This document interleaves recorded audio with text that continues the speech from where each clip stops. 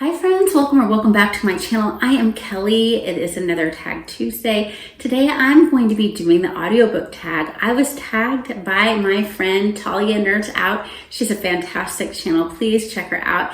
And the creator of this tag are the Book Buds. They are my friends too here on BookTube, and they have fabulous tags they've created. They also have the funniest skits and games they play on their channel, so please go support them as well. Let's get right into it without further ado. The first question is, do you listen to audiobooks? If not, why not? I do listen to audiobooks. 2, has your use of audiobooks changed over time? If so, how so? Before I had children, I really didn't read audiobooks more, and since I've weaned my last child, which he's 10, so it's been a while. I did not have a reason where I had to sit down every day. It has definitely increased my use of audiobooks because while I'm cleaning, while I'm doing things throughout the day, the rare times where I'm driving by myself, I want to utilize that time with books. 3, how do you choose which book will be read versus listened to? If it's not a children's classic and a classic I'm reading for myself, I usually read that with my eyeballs. I love to do longer fantasy with my eyeballs too. It's harder to check out from Libby an audiobook long enough for a long fantasy. I've done it before, but I usually have to lose it for a while, put it on hold, and get it back again. And then with my kids, it's just usually, a lot of times with longer fantasies, actually with them, it looks like there aren't a whole lot of holds being put on it to save my voice, since I would otherwise be reading it aloud. I will do an audiobook, and like I said, I like to read classics, but I would do 50-50 probably with them, whether I choose to read aloud a children's classic or have that be an audiobook. So the next question is, do you look into narrators before you listen or go in blind? I go in blind, and if I don't like them, I usually just check it out. I'm not buying this. I mean, if I was buying it, I rarely have bought audiobooks, and really I think the only audiobooks that I have been such extreme sales that I've gotten them for under $2. So I just check it on Libby. I go into it. If I don't like it, then I'm done with that. 5, do you multitask while audiobooking? If so, what else do you do?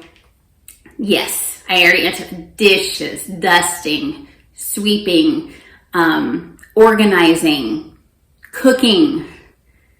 If it's something that doesn't require me to calculate or, while I'm doing it, then I'm doing it. Driving. If I'm able to concentrate well, sometimes I guess we might already be a little distracted in our minds, and then I wouldn't turn the audiobook on.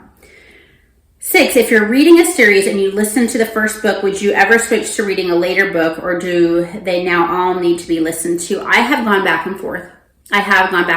Where I listen to one, and then sometimes it's hard though if you have if you start with it as reading it yourself and you have a voice that you've made in your head. When I read, I see it in my head as a movie.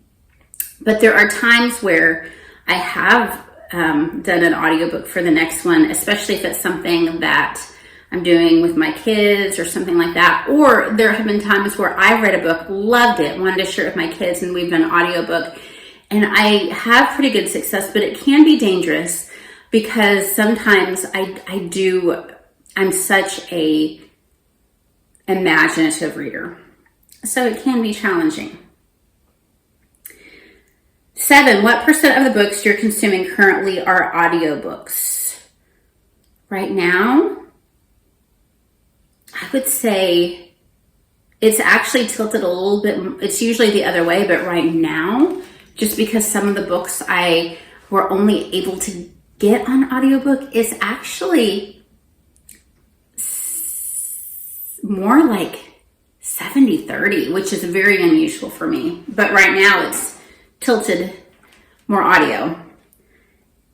Bonus question. Do you have a favorite narrator or a favorite book that you enjoyed in the audiobook format?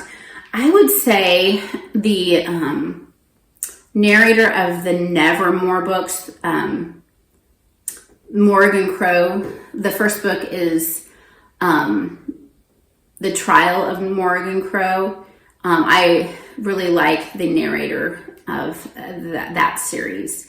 I also have to give a shout out for Jim Dale, who is the wonderful narrator of the Harry Potter books, and it's the version of A Christmas Carol that a lot of times we'll listen to.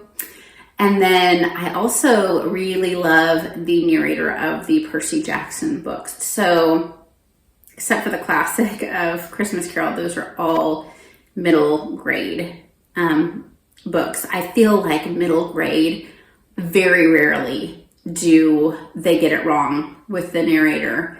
I mean, so many times for adult books and classics, but I feel like they knock it out of the park for the middle grade books. I'm going to tag Coffee and a Book, Old American Spirit, and Jess Book Girl TV. I hope you guys are doing well and that you read a lot. Bye-bye.